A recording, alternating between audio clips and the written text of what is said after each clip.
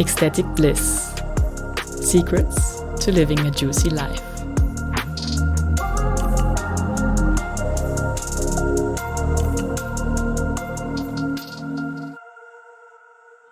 Lightworkers should always radiate love and light. Lightworkers should always vibrate high. Maybe you've heard something like that as well. And I wanted to record this podcast episode because I had a recent discussion. It was kind of like more an internal discussion triggered by a statement of someone who said exactly that lightworkers should be a light for others, which is in a sense true, but it neglects the fact that, in my opinion, and from my experience, to be honest as well, is that light workers are equally shadow workers. And if you've heard my podcast episode about union, inner union, sacred union, I've also touched upon the law of polarity. And also here, the law of polarity is in place, as is in this universe always light and dark, reflected in everything. So when we are a light worker, we are simultaneously, in my opinion, also a shadow worker.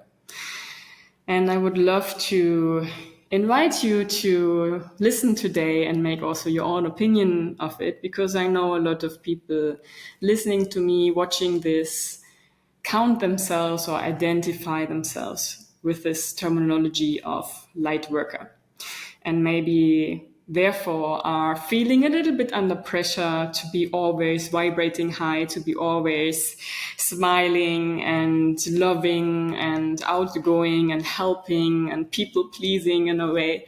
So I feel this is something actually we should talk more often about, and also what you see on social media with this high vibe and I've manifested this and I've manifested that. It's not always the case, to be honest, because we are oftentimes, as all we are, but also light workers, and sometimes even more, we are also in shadows. We are digging deep in the shadow sides of ourselves, of lifetimes, of ancestors, which also includes obviously karmic entanglements, matrix issues, societal things that we are here to solve, to dissolve, to transform, to transmute.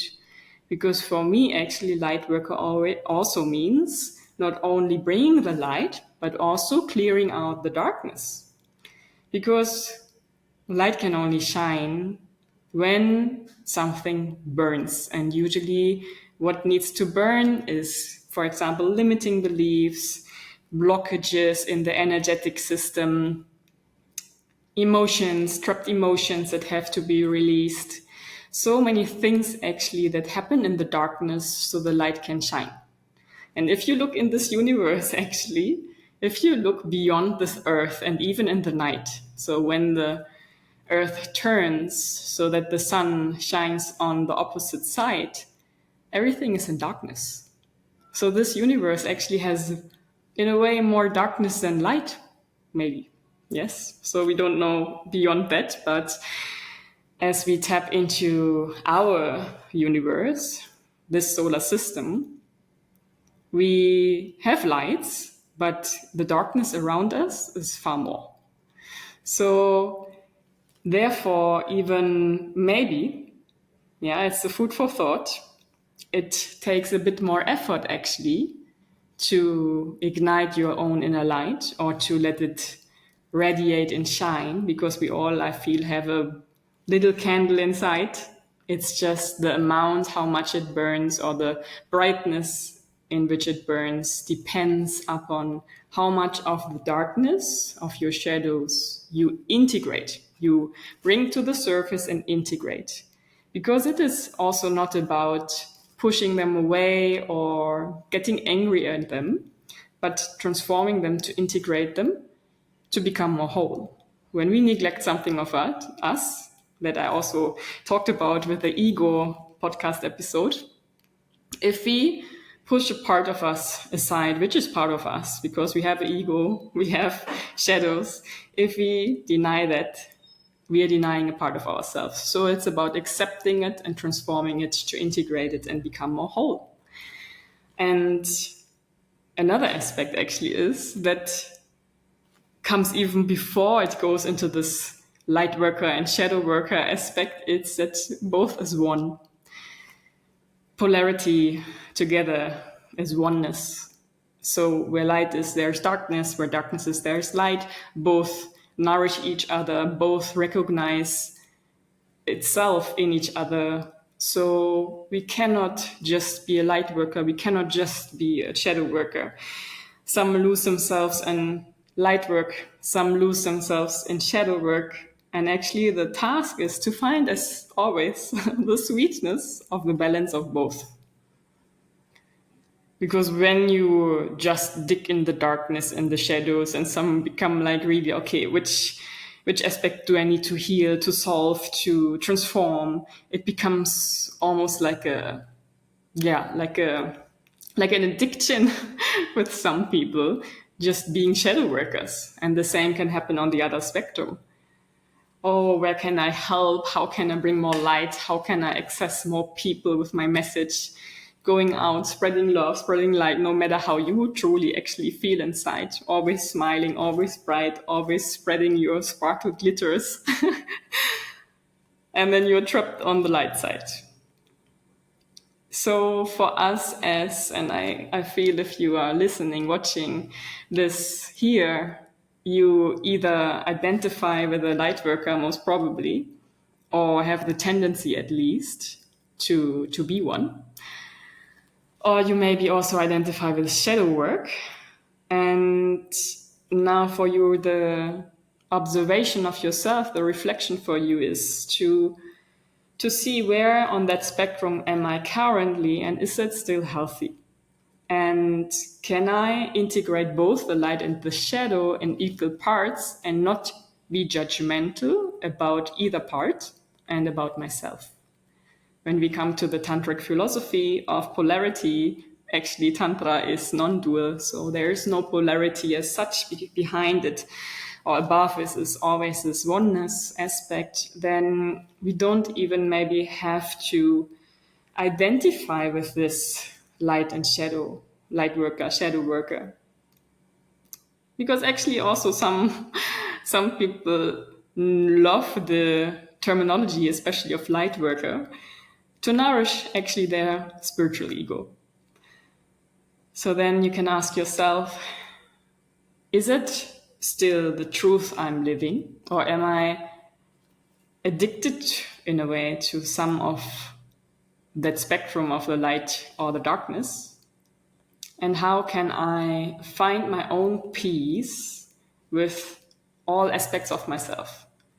That if you count yourself as light worker, you don't always have to be happy. You don't always have to be smiling and radiating. And yes, maybe it's true that the more you actually burn your shadows, the more your flame can also burn, and the more lightful, the more peaceful, the more vibrant you are, because actually you remove any obstacle away that leaves your flame otherwise dimmed.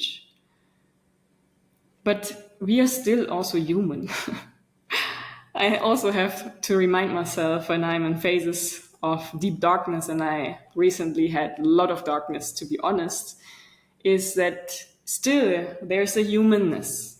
We are incarnated here as human beings, and yes, there are actually light beings above us, if we can say that, on a more subtle layer, on this spiritual realms of non-physical form, and those have maybe already mastered being a human over lifetimes and then ascend into a higher realm, like ascended masters, light beings, energies. For me, everything is energies, and it's just oftentimes personified. So as a human being, we can imagine and work with them better.